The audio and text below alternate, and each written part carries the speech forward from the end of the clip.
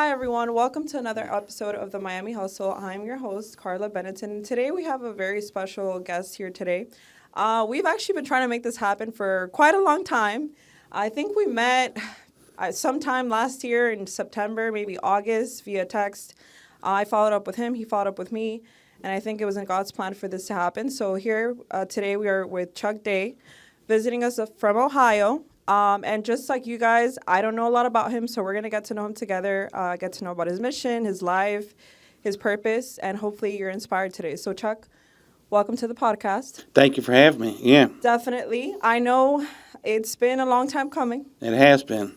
We finally connected. That's what's important. We did, and I'm grateful that you reached back out as well. I reached back out to you, and I really didn't know a lot about your story. But the only thing I remember seeing was your email. Okay. And when I saw your email, I was curious. It's like, I think it says see 21 days sober or something. That's right. Yeah. See that day. Yeah, 21 yeah. sober. I made that when I first got sober 11 years ago. It's been a long-lasting email.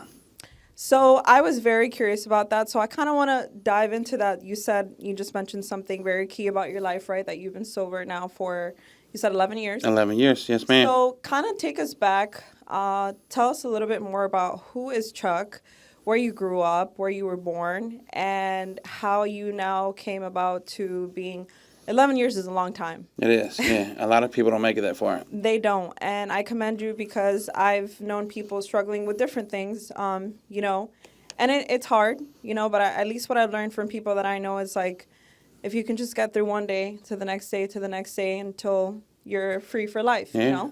So who is Chuck? Where did he grow up? And how did your life on this journey begin? Okay, so who is Chuck? So that's something that I'm learning new every day. I think evolving, becoming better every day is something that I'm really striving towards.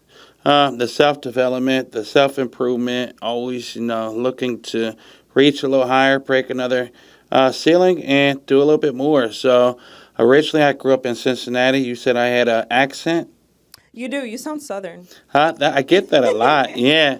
And we're from Cincinnati. I think more like just maybe the culture that I grew up in, mixed, culture maybe. It was developed from that. But I'm from Cincinnati, Ohio.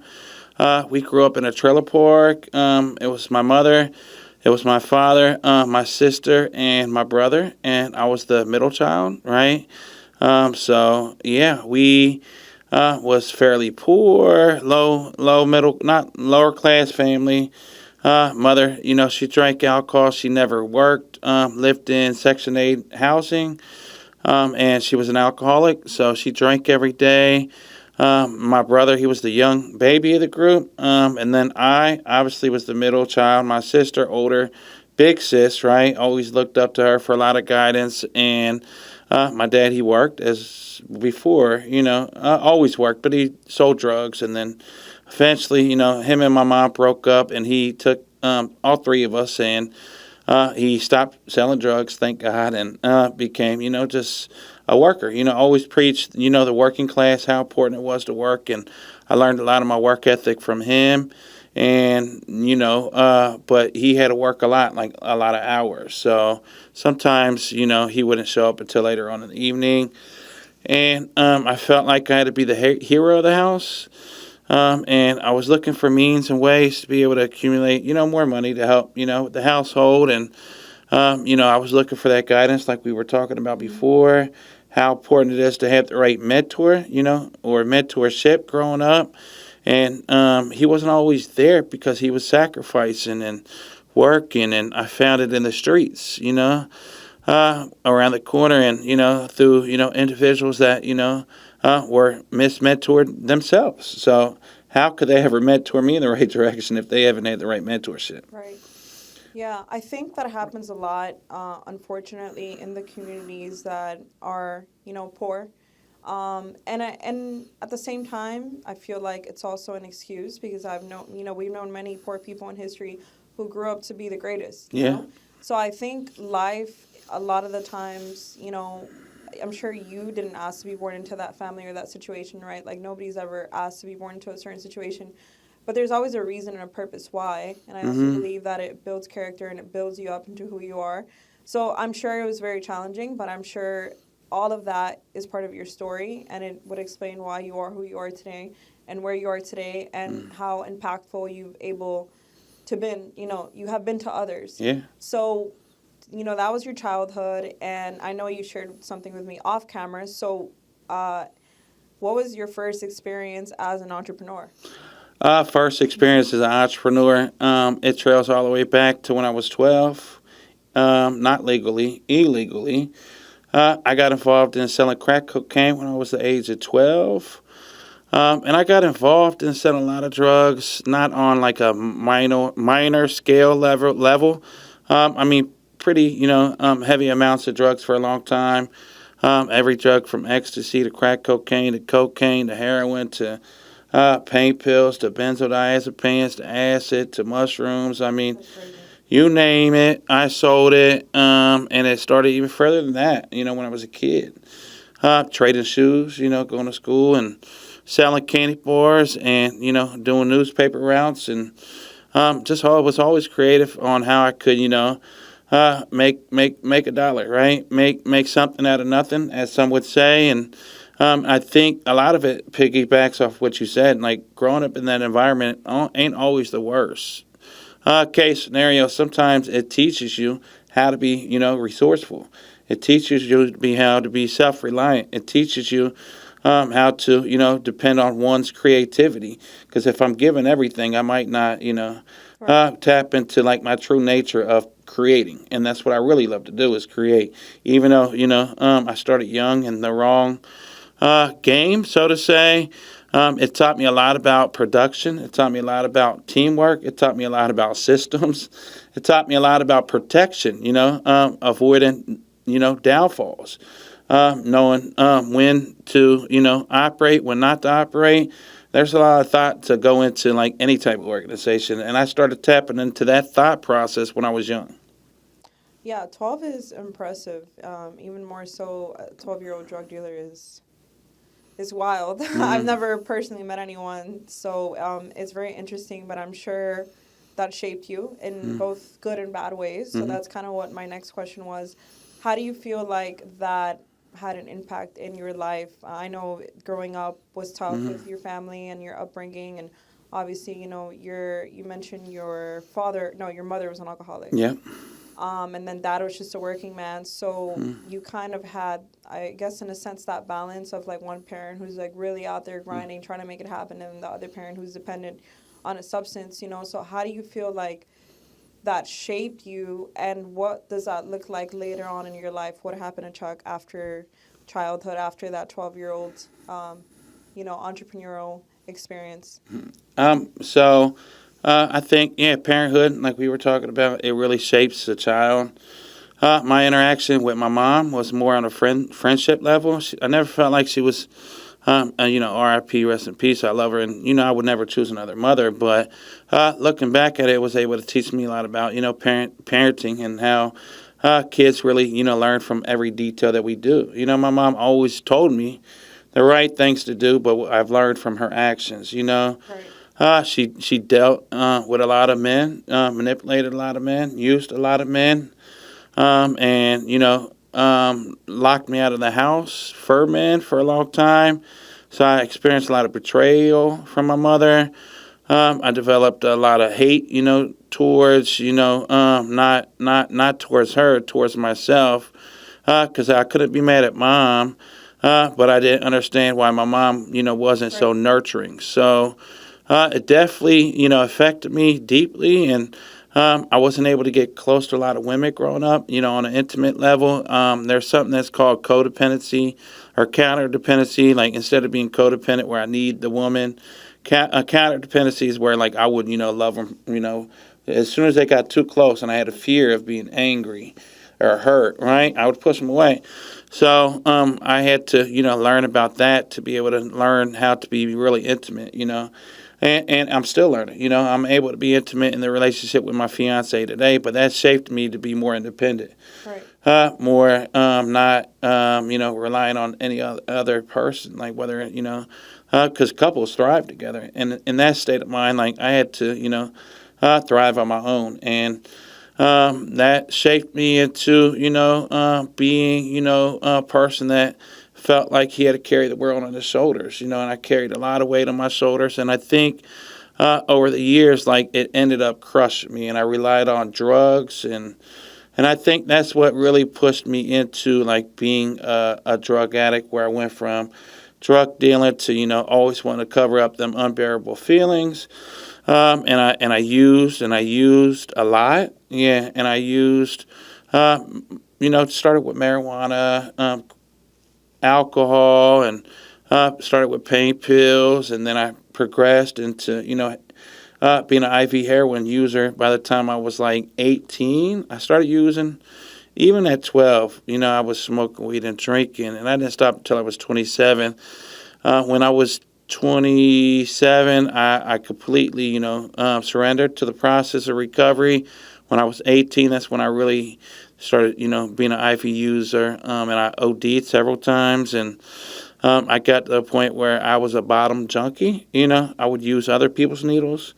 I would climb in, trash cans to be able to find needles, and I would just, I got to a point like no matter what, who I hurt or how I had to go about it, like I was going to use, and I was going to get one more. And it brought this dark cloud over me, and it caused me to be a person I knew I wasn't. Because I know, like, deep down inside of me, I'm a good person, but, like, drugs just took me to a whole nother level. Wow, that's I've never really met anyone, at least not in person, that has shared their journey, and it sounds like a lot, especially considering that you were so young. And I think at any age being an addict is not it's very harmful, physically, mentally, emotionally. But I think when you're younger and you're still figuring out life and developing, I feel like it probably causes a lot more damage. And I'm just curious about when you were going through these situations, right, and you were overdosing and pretty much staring death in the face, right?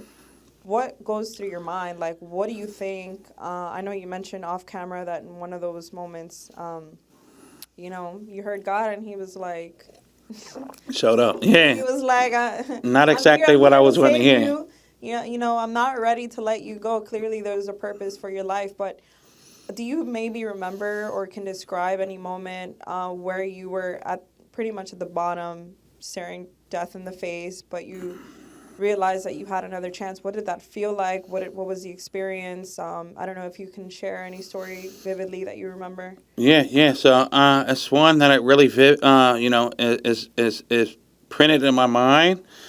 I was at that point, I was contemplating suicide. I was, in my dad's basement. At that point, he kicked me out. I was, living in the streets and living in an abandoned house across the street at a house my sister used to occupy, and no one was living there.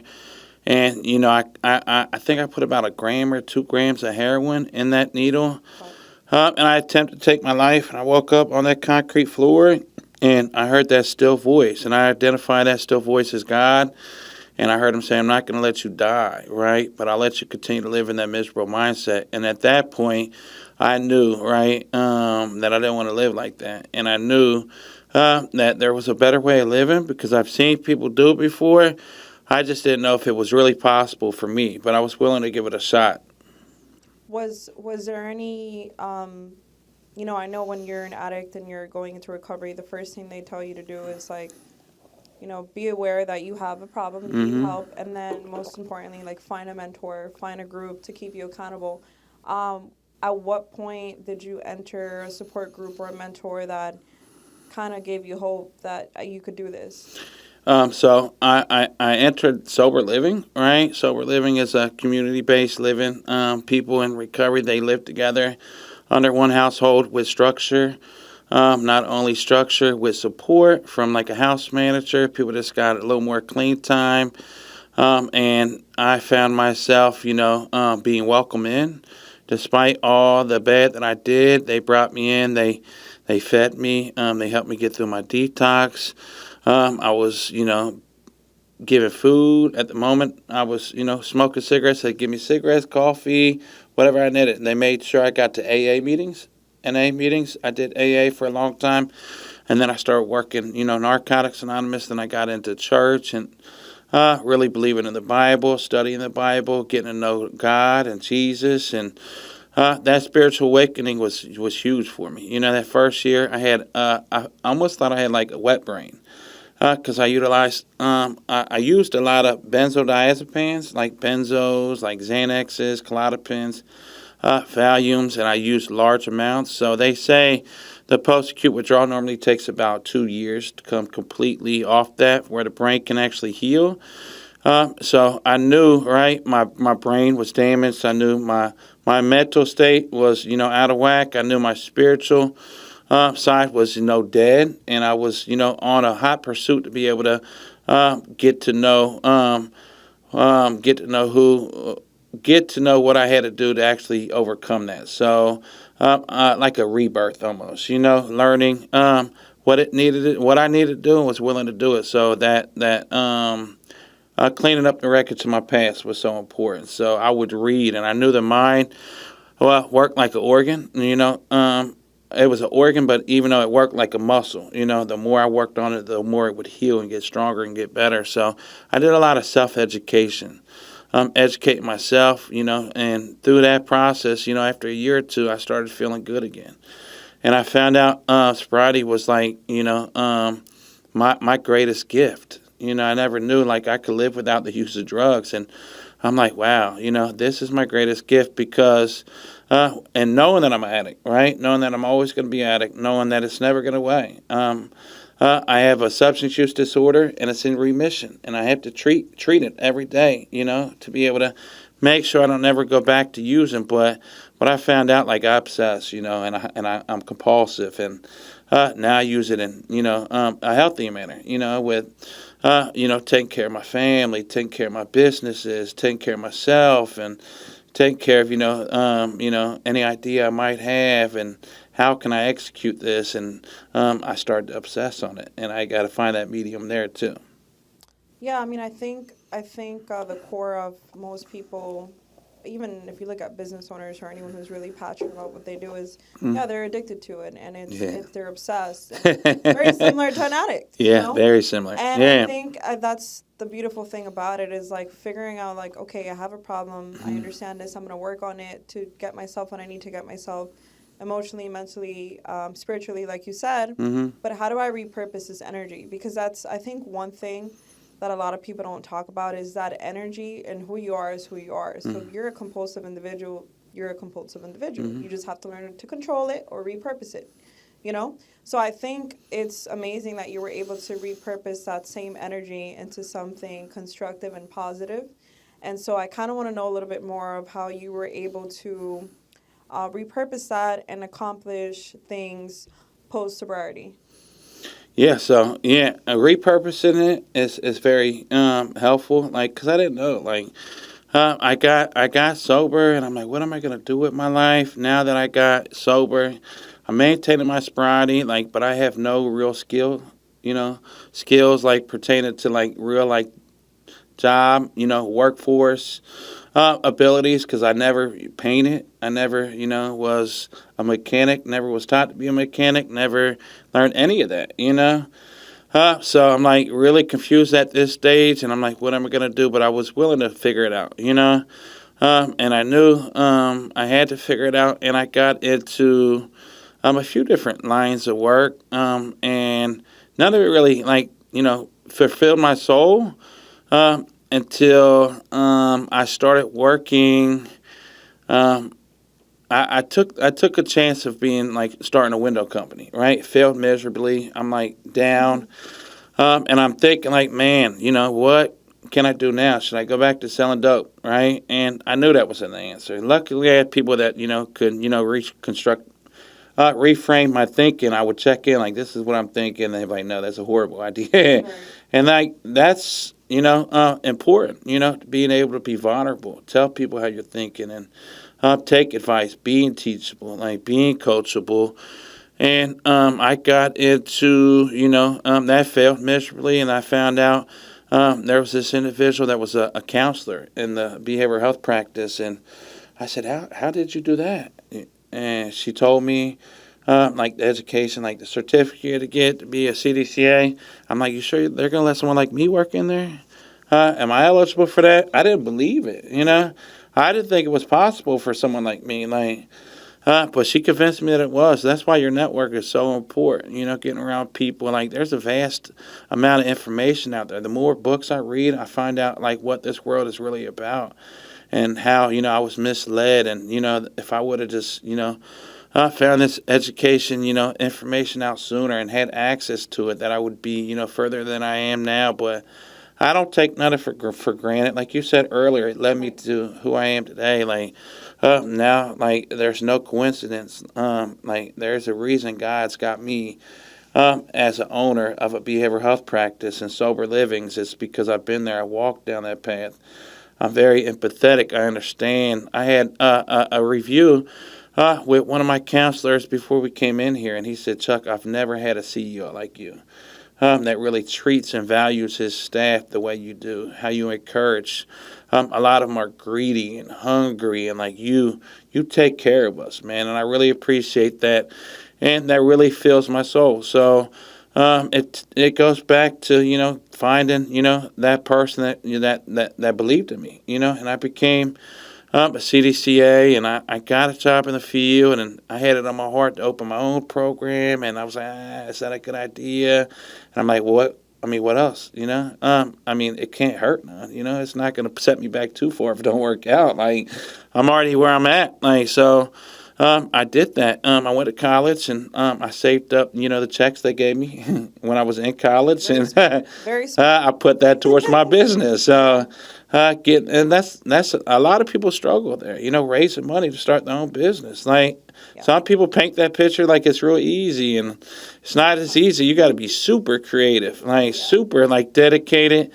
And I took them checks and I stored them up, and I would, eat my ramen noodles, and I would just, not live above my means. And I opened that first sober living. I remember I went around asking, for the last couple $100 I had to save up, asking people, hey, you got 5, you got 10, they're like, yeah, Chuck, yeah, I ain't got it. And I'm like, I wouldn't stop until I had enough. And I purchased my first home, and me and my son, we lived in that first sober living together. And when they say, some people, live, at the business, I lived at the business 24/7. I couldn't get away from it. And I wouldn't take it away. That first sober living, taught me a lot. I helped men become men. I help men, reestablish relationships with their kids.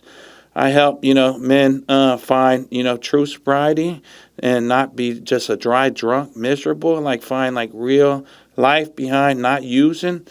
And I found, this is my calling, and I knew it was my calling. And I had that first moment of clarity ever in my life, this is what I'm supposed to be doing. And at that point, I talked to my stepdaughter. She said, I don't know what to go to college for. And I think that's just in general, right? It's the hardest thing for people to do, find out this is what I'm called to do. Right. You can find out that one thing, right? And then that's all you got to do is be right one time. And I knew I was right? And there was no denying the fact. So that sober living grew into 9 sober livings. We got over 135 people living in them sober livings. And through that process, I learned that I wanted to open a behavioral health practice. And that was a whole nother animal. The complexity behind opening that business versus the sober living is 10 times harder, 100 times harder. There's so much red tape, so much to learn. As soon as you learn one system, you got to learn another system, and then you got to figure this out. And then I have to, learn how to hire people, remove myself, and then be confident enough to hire people that are smarter than me. And then not only do that, pay attention to what they're doing, so I can actually learn from them too. And just being a student of mastery, no matter how far I climb the ladder, I'm always looking at other people to grow my own personal beliefs and what I know. And I have found it, so important just to be a sponge. Just listen, soak up information, never stop. I got books coming from Amazon left and right, and I'm studying them. And now that behavioral health practice has grown pretty big. We got 67 employees. We're looking at expanding, and we have a phenomenal team. You got to have a phenomenal team. You got to be able to coach your team. you got to be able to coach the leaders, right? And that takes a strong leader to be able to carry the weight of your strong team. So, and you never know, right? I think I'm just a firefighter, constantly putting out problems no matter when it is. And I'm the last defense. If it gets to my team and then it makes to me, if a problem gets to me, like I have to solve it.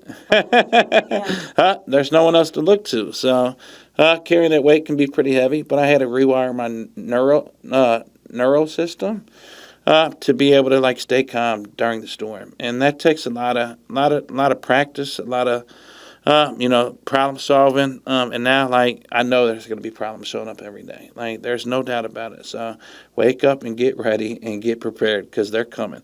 They're going to be coming in forms of, clients, employees, communities, cities, the state. It don't ever end. But I found this is what I love to do. I love to, work through what it takes to be able to create something beautiful and look back like, wow, all that work, all that stress, like turned out to be a massive production that produces a lot of opportunities for people. We're in the people business, and we can't never forget that. Keep the people first. Everything else is going to work out. What I know you mentioned you have the sober living facilities, and then you have the behavioral facilities. In the behavioral facilities, are you only treating people with addiction problems, or this is like a little bit more mental health too? Health? Okay. Yep, substance use disorder, mental health. We work with a lot of criminals, obviously with drug addiction. You'll have mental health. You'll have people with criminology problems, issues that they have to learn. People with that are institutionalized. They have to be, taught how to live, integration back to normal society after being incarcerated for a long time. People with chronic homelessness that, come in and they just have no living skills. We have to, nurture them back to life to have confidence on how to take care of just everyday skills. Like for me, early in my sobriety, I know like my mentality, I was brought to like an animalistic level, So just doing the dishes was new to me. Like making the bed was new to me. Like learning how to, wake up and clock in to a 9 to 5 was new to me. Like I was used to hitting a lick and just laying low.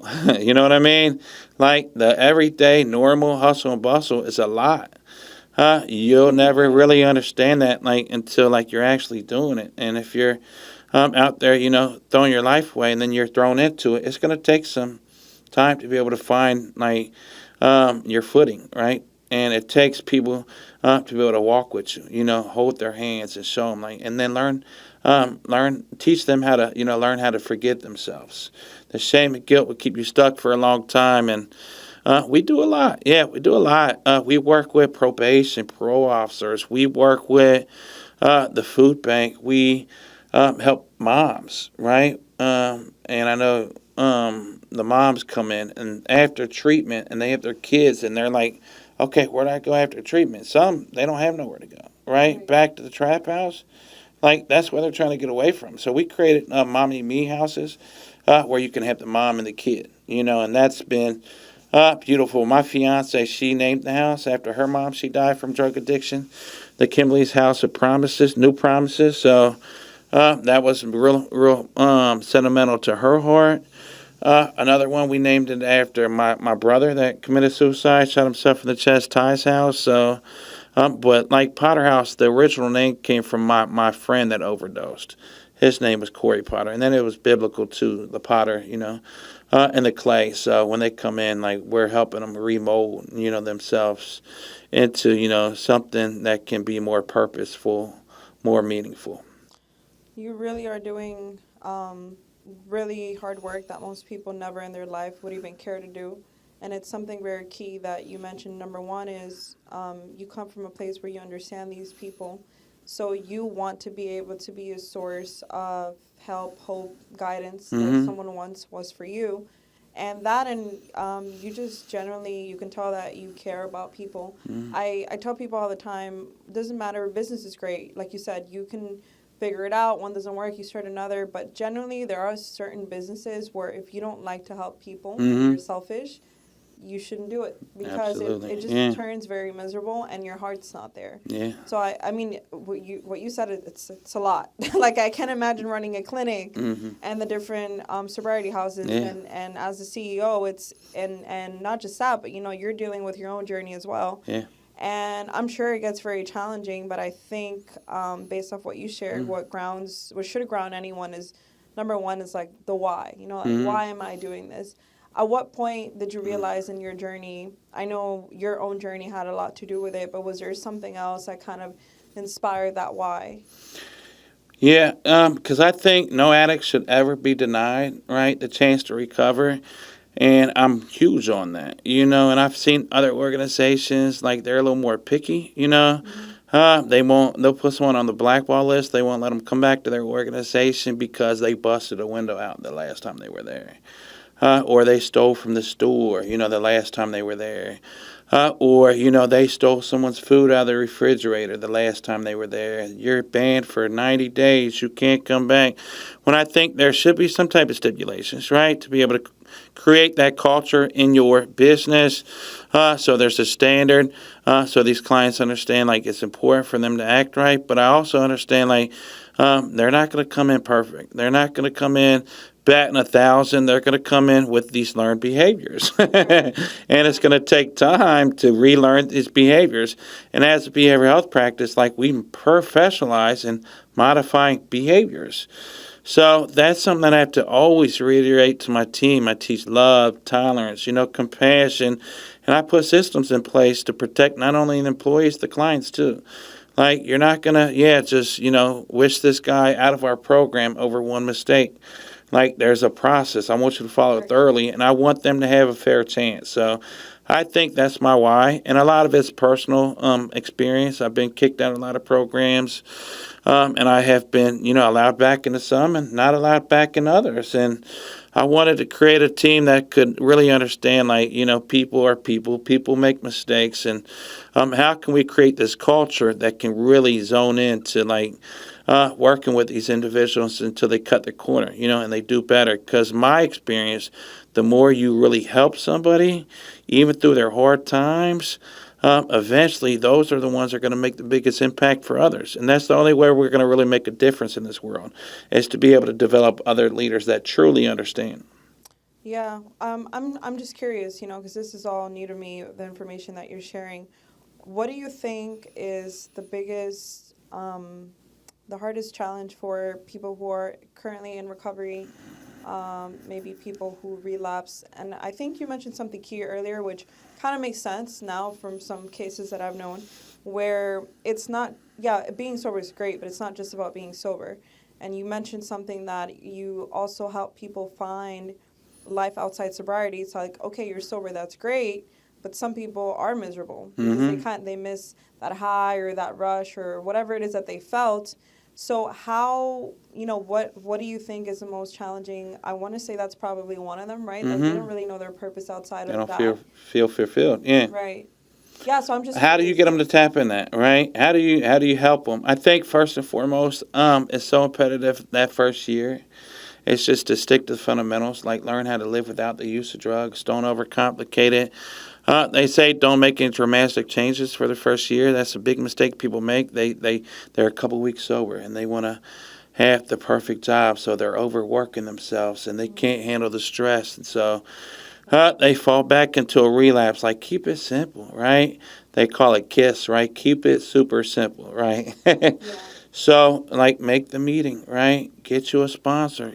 I started with a job. I worked 32 hours a week. I made like $9.25 an hour. And I was just making my meetings, and I was just, working on myself, and I didn't want to overcomplicate anything. And I was building the person, right? Building the person before I ever took on anything bigger. Because how can I manage anything else if I can't manage myself? So I think a lot of people want to have that instant gratification. They bypass the important work, right, before they can do something else.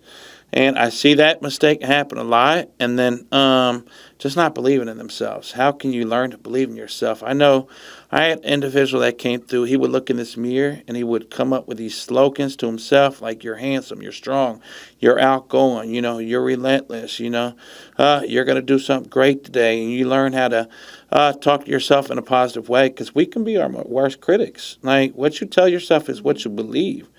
I wake up in a good mood at my house, and I'm like, all right, no attitudes today. We're going to be positive. Like, we're going to work through anything we need to. We're going to forgive quick. And my family's like, like, what is he talking about? Like, and I had to program my mind, first thing in the morning, as soon as my feet hits the bed, and like a lot of them in my house ain't morning people, and I'm like, that's how we set the tone of the day, like, and I'm very optimistic, but I learned that early on, like, just talking myself up was so important. And now, like, no matter what someone else says about me, because I have critics too, haters, as you have success and as you have, greater success, like, people are going to hate, like, and you have to have a tough skin to be able to deal with that. Like, at first I was like, kind of shocked, and I was kind of hurt in the process, but I learned it was just part of the process. And I learned a lot of it's just their own self, Correct. reflection of what they haven't accomplished. Like, especially if you guys grew up in the same environment. Like, how did he do it and I didn't do it? So I don't take it personal no more. And I learned to, let them be exactly where they're at, kill them with kindness and just roll with the resistance and keep going. And I'm glad I went through that, because now I got to teach my upper staff that, because they deal with that in the organization, outside of the organization. So it's one of them things, like, you go through it not for yourself, but to help other people. I also was curious about, I know that being a parent in general is challenging. Mm-hmm. How much more challenging has it been for you to be a parent and also go through this recovery, sobriety journey? What has that experience been like? Like, for my daughter, I was absent out of her life for a long time because of my use. If I want to be completely honest and real, like, I chose drugs over my daughter. So that was one of my greatest motivations when I got sober, is to rekindle that relationship. And it took a long time. We got a good relationship now. She's in college. She just came and seen the restaurant. She calls, right? We talk on the phone, and I never lost hope, to be able to, have that relationship with her. And then I had my son, while I was in recovery. So two different, situations. My son, he walked with me along this process. I give him a lot of credit, to, where I am today, because I remember, like, being in recovery and doing, some things, but nothing too, special to the point where, like, I could say, like, wow, I'm really proud of myself. Like, just maintaining this sobriety was huge for me. Maintaining a job was huge for me. Like, keeping a job for a year was huge to me. But when he was born, I'm like, man, now I got to do more. And I give him a lot of credit. I don't think he'll ever recognize, like, how much he motivated me. I went to college, I started multiple businesses, because when I looked down, like, I was like, man, I got to make him proud. I got to be able to create a future for him. I got to be able to create, a path for him to follow, something. A legacy. Legacy, And that motivated me, and it still does every day when I look at him. He gives me a lot of strength. And now, like, within my own household, like my fiance, I look at her like, dang, I want to become a better man for you. I look at my stepkids, blending a big family is really challenging. And I'm looking at them and I'm like, man, I got to, become, the stepfather that they could trust, and it's not like I'm their biological father, so it's going to take a little more work. So I like to always look for the silver lining, and then it's me, and I can't put myself on the back burner. I got to put my recovery first. They taught me that early on. So now I got all these responsibilities, all these obligations, and I'm like, man, when was the last time I actually checked in for my recovery?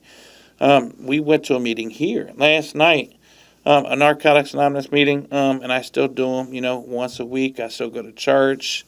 I take time to study, right, at the house. And then how can I apply this? Self-development more than anything.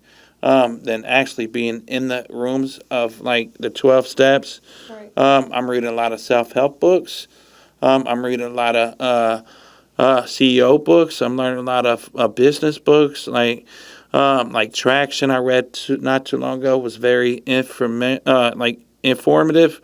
And now, like, how can I apply this stuff? And I feel like that's part of my recovery because it's helping me develop who I really am and who I want to become.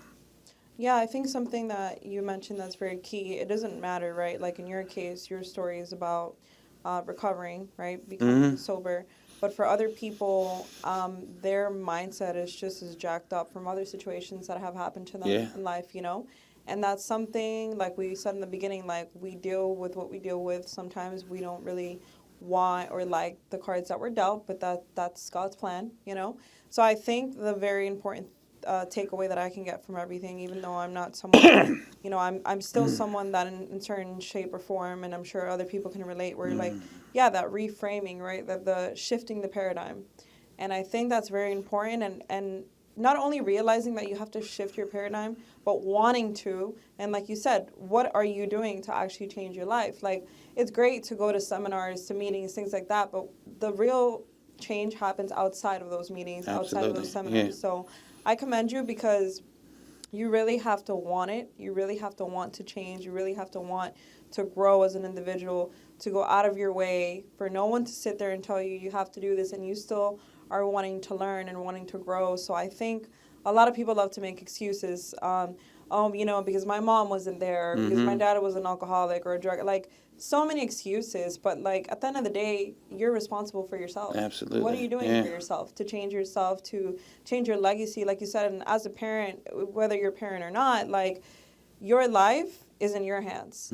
Unfortunately, things happen. Sometimes our parents, whatever, but unfortunately, I think majority of the time our parents, in their heads, right, thought that they did the best that they could. And maybe they weren't capable of more, and that's okay. But that doesn't limit you as an individual. Right. So I commend you for not limiting yourself, even from the upbringing that you had, that you shared, where you kind of got to a point where you're like, okay, let me find someone who believes in myself. It starts like that sometimes. We don't always believe in ourselves. Right. And that's okay. That's what mentors are for. And once you do believe in yourself, okay, now what am I doing to kind of feed that? To grow into that individual that I know I can become.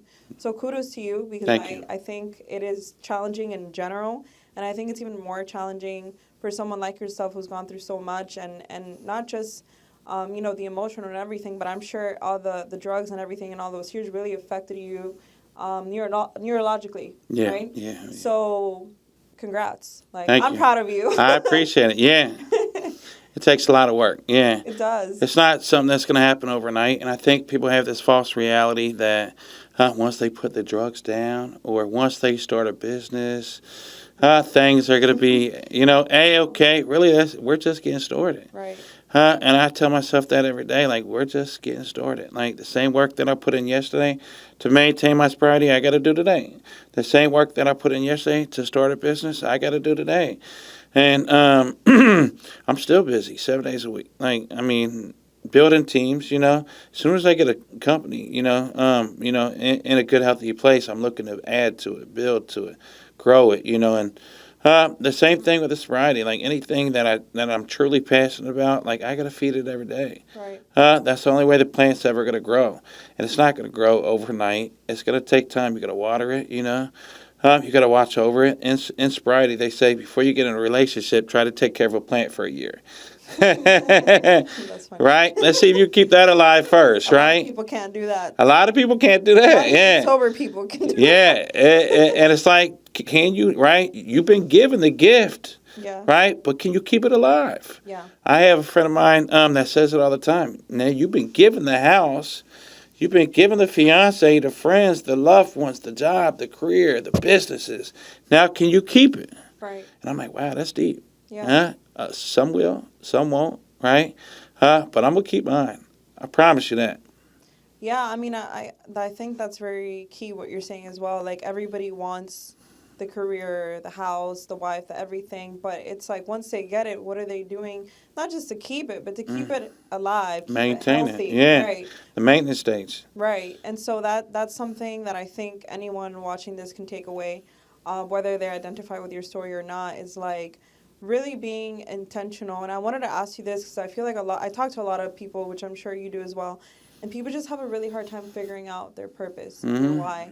And Yeah. it's something really hard to explain and to give people advice. It's one of those things where you just know, like, from a very young age, I knew my purpose, and I'm sure you figured it out as well. It's just you have to work towards it. And I think really deep inside, we always know. We just either are not ready to face it, or we run away, or we just haven't tapped in. Yeah. So what advice do you have for someone who maybe feels lost? Maybe they feel lost because of their upbringing, or they feel lost because of substance abuse, Yeah. partying. That's very predominant here in Miami. Like, I feel like a lot of people maybe who didn't even grow up, dealing with drug issues, but all of a sudden it becomes an issue because of their environment, because of what they're around. And I think a lot of people, specifically in cities like this, they find it very hard to live a healthy, sober life. And I can even attest myself. At one point, I was just going out a lot, and it was just like, and I had to kind of like check myself and be like, what am I doing? Slow down. Yeah. Right. Yeah. And there's nothing wrong with having fun and going out with friends or whatever, but when it starts to become a thing where, like, that's what your life revolves around, then it becomes a problem. Because, like you said, it starts to shift who you are, it starts to change certain things. So what advice do you have for people who are kind of like, maybe they don't have the best influences, maybe they're in an environment that's toxic or that's heavily influential, and they're really trying to not just change, but really be more intentional about living their life in their purpose? Yeah, so I think that's a fully loaded question. I think that's Sorry. no. Great question. Yeah, I think removing all distractions. When I got sober, I removed myself from all the environments I was involved in. Like didn't tell them goodbye.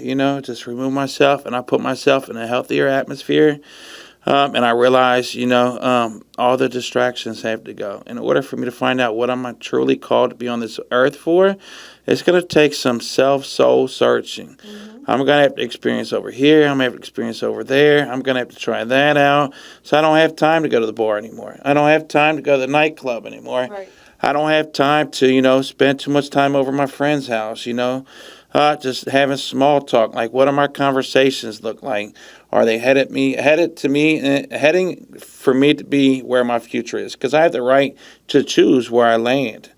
And every step that I take is going to get me there. What I truly want. And I can answer that question. Do I want a mediocre life? And if that's what you want, that's perfectly okay. Is it, you want to be, the family man, the family person 24/7, then you should spend time with your family, Right. So how do you tap into that? I think, all the noise has to go. You gotta not isolate yourself, but solitude, and that takes a lot of self-discipline to have that solitude, to go into yourself and be comfortable with yourself without covering yourself up with a drink or a substance. To have fun or to feel good. Like, how do I make myself feel good about myself? And that's finding that purpose, but it's going to take a lot of time. Practice, patience, and then once you know, you'll know, right? And not allowing the fear to get in the way. Some people have big dreams that, like, the fear just keeps them paralyzed. Being able to walk out in faith, being confident. There's a statement that says, the confident people will surpass some of the geniuses. Having self-confidence, and that's not being egotistical, that's not being cocky. It's like knowing like what I want, right? And having the discipline to accomplish that goal. Yeah, I mean, I gave you a fully loaded question, but you gave me a fully loaded response. So I try my best. Yeah. Thank you for matching. You're welcome. That was a lot of great information. I think sometimes people, like you said, they get switched up. It's like an addiction or something that's in the way. It doesn't always have to be a substance. It doesn't always have to be alcohol. It doesn't always have to be a drug. It can be, like you said, just someone who's not confident and just constantly living in that low self-esteem. Like, that can become something, very toxic for someone. And now they become addicted maybe to compliments, or maybe they end up in an abusive relationship and things like that. And so you really have to be clear on, who are you? Like, what are my issues, And if you are someone who's constantly under the substance of something, it's really hard to get clear on that because you're not yourself. So I think really what you mentioned is key, like separating yourself from certain environments and being very careful to just being completely alone all the time, because I believe that can also be very dangerous. Yeah.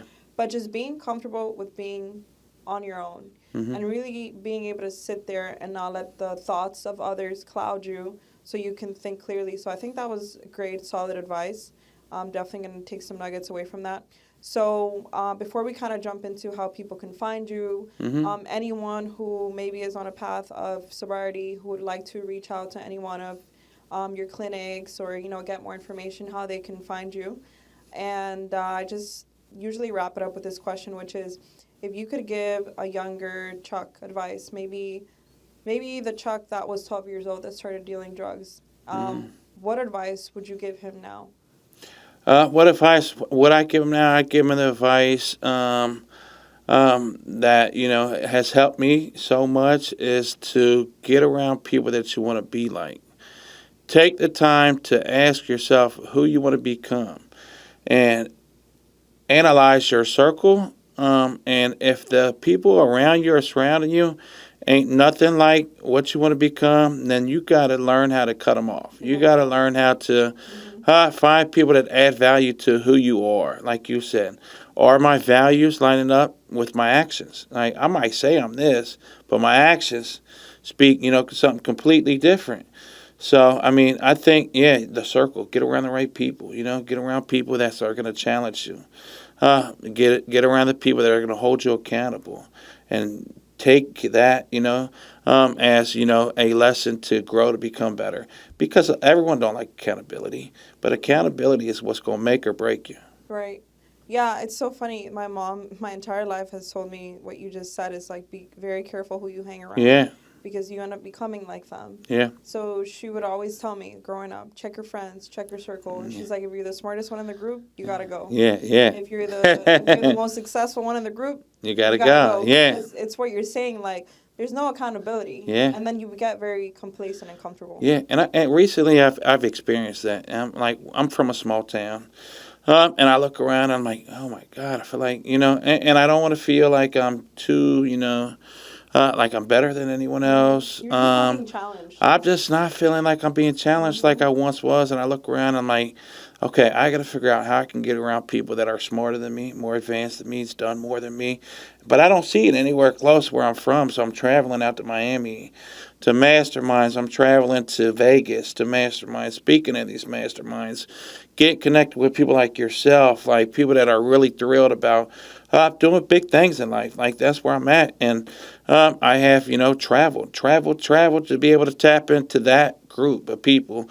And it has helped me learn a lot. So don't ever get stagnant where you're at. Just keep, pursuing the people that are going to benefit you.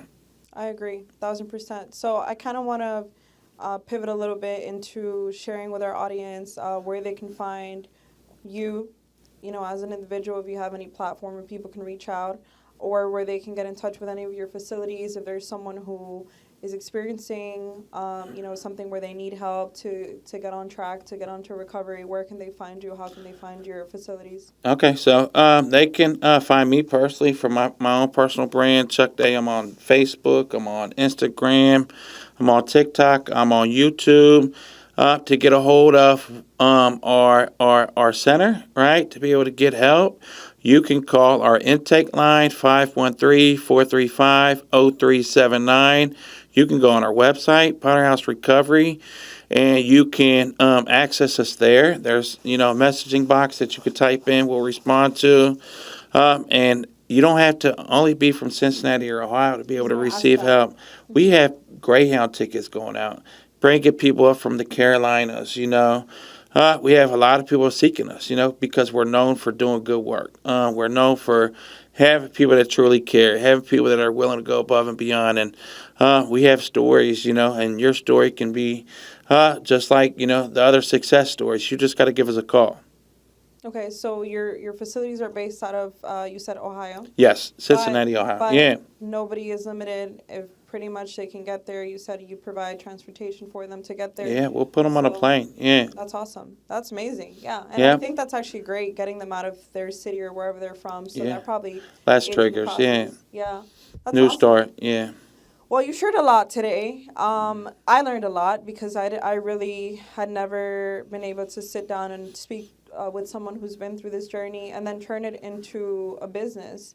So kudos to you, because it just it requires a lot from yourself as an individual, but like you mentioned, all the licensing and everything that you had to go through to get your facilities up.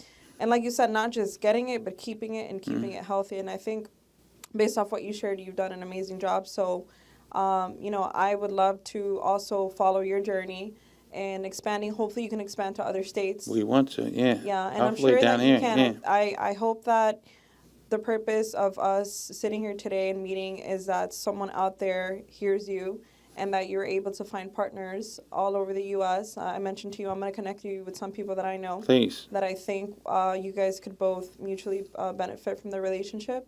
But I want to thank you for your time. Oh, you're I know welcome. that you are traveling here with a purpose, and I'm confident that you accomplish your purpose, at least here with me. Okay, we have. Yeah. So thank you. Yeah. Any final words that you have for our audience? Well, for you, thank you for having me out here. I really appreciate it. Taking the time to have this conversation. So you have supported me.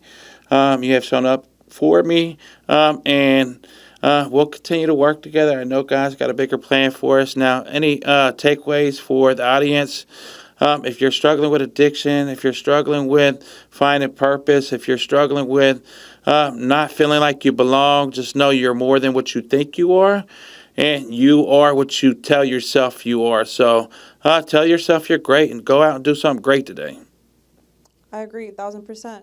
And even if you're not struggling, still tell yourself that you're Still great. tell yourself, yeah. Because you are Scream great. it, yeah. Tell it at the top of the mountain, right? That's right. So once again, thank you, Chuck. You're welcome. Thank you to our audience for tuning in, and we'll catch you guys next time on the Miami Hustle. Bye. Take care.